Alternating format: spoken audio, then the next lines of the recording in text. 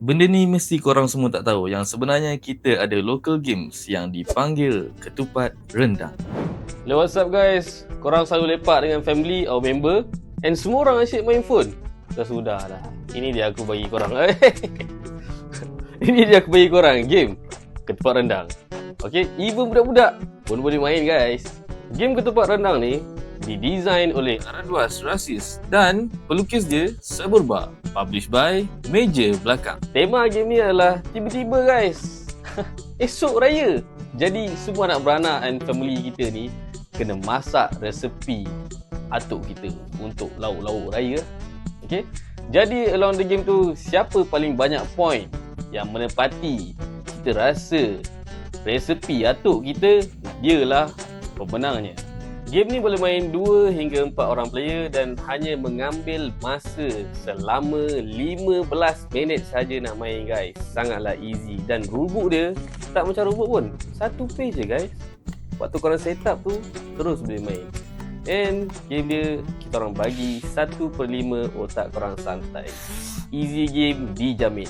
Overview game ni, waktu turn korang start with 2 card.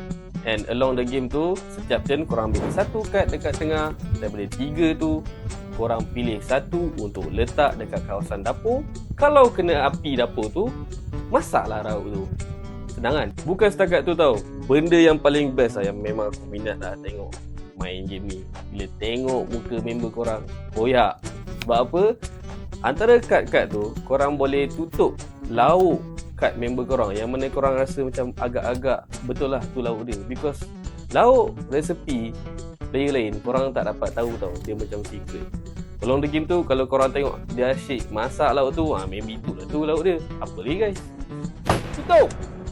And waktu ni lah korang boleh tengok muka member korang koyak. Yang paling koyak sekali bila korang tutup api dapur. Oi, semua player punya lauk tak masak. Jadi, selain pada main phone bila lepak dengan family dengan member ni, bolehlah kot berhenti, cari game lokal macam ketupat rendang ni yang sangat senang dan easy nak main. Instead of main phone 24 jam, kita kena rehat juga guys daripada main phone ni. Sudahlah. Okay? Jadi jangan membuang masa. Ya. Beli Ketupat rendang.